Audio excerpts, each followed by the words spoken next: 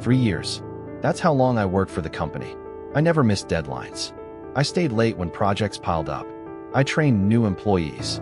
And when the company faced difficult months, I accepted extra responsibilities without complaining. So when my boss called me into his office on a Tuesday morning, I expected another project assignment. Instead, he looked at me and said, "Unfortunately, we're making some budget cuts." My stomach dropped. He avoided eye contact. Then he delivered the sentence that changed everything. "We no longer need your position." Just like that. 3 years of loyalty disappeared in less than 3 minutes. But what happened 3 months later was something nobody in that office could have predicted, including him. The meeting felt unreal. My boss explained that the company needed to reduce expenses. According to him, the decision wasn't personal. It was purely financial. But something didn't add up. Only a week earlier, management had announced plans to renovate executive offices. New furniture, new equipment, new decorations. Apparently, there was money for all of that. Just not enough money to keep experienced employees. As I packed my belongings into a cardboard box, coworkers looked uncomfortable. Nobody wanted to make eye contact. Everyone knew I was one of the hardest working people on the team. Yet I was the one leaving. Before walking out, I glanced back at the office one last time. My boss was already laughing with another manager, as if nothing had happened. That moment stayed with me. Not because I was angry, because I realized something important. The company didn't value loyalty, and I would never make that mistake again. The first few weeks were difficult. I sent dozens of job applications. Most companies never replied. Some rejected me immediately. My savings slowly disappeared. Every morning, I woke up with uncertainty. But I refused to give up. Instead of feeling sorry for myself, I focused on improving my skills. I completed online courses. I updated my resume. I expanded my professional network. Little by little, opportunities began appearing. Then, one afternoon, I received a call from a growing technology company. The interview went well. Then came a second interview. Then a third. A week later, they offered me a position. The salary was higher. The benefits were better. And unlike my previous employer, they genuinely respected their employees. For the first time since being fired, I felt hopeful. What I didn't know was that my former company was already beginning to fall apart. A former coworker contacted me. She told me things were getting worse. After the layoffs, workloads increased dramatically.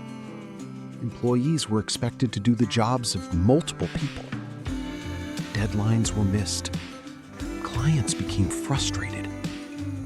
Several experienced workers resigned voluntarily. Management ignored the warning signs. Instead of solving problems, they focused on cutting more costs. Morale collapsed. People stopped caring. The company culture became toxic. Meanwhile, my new job was going better every week. I was learning new skills, working with talented people, and contributing to projects that actually mattered. For the first time in years, I enjoyed going to work. My old boss, however, was about to face the consequences of his decisions. About 2 months after my termination, something serious happened. The company's largest client ended their contract. The news spread quickly. Losing that client meant losing a huge portion of annual revenue. Management panicked. Emergency meetings were held. Budgets were frozen. Hiring stopped completely. Employees feared additional layoffs. According to my former coworkers, the client left because project quality had declined significantly. The experienced employees who once handled critical tasks were gone. The remaining team was overwhelmed. Mistakes became common. Deadlines were missed repeatedly. The damage was done. The client took their business elsewhere, and the financial situation became much worse. Still, my former boss insisted everything was under control. He couldn't have been more wrong. 3 months after I was fired, I received an unexpected message. It was from one of my former colleagues. The company had announced a major restructuring. Several managers were being removed, including my former boss. I read the message twice. I almost couldn't believe it. The same man who fired employees to save money was now losing his own position. The irony was impossible to ignore. Apparently, senior leadership finally reviewed the numbers. Revenue had dropped. Clients had left. Employee turnover had increased. Productivity had fallen. And many of those problems could be traced back to poor management decisions. His decisions. The cost-cutting strategy that was supposed to save the company had helped create its biggest crisis. And now he was paying the price. A few weeks later, I attended a local business networking event. While speaking with industry professionals, I noticed a familiar face across the room. My former boss. He looked different. Less confident. Less important. For a moment, our eyes met. He recognized me immediately. After a brief hesitation, he walked over. We exchanged greetings. Then he asked where I was working. I told him about my new position. His expression changed.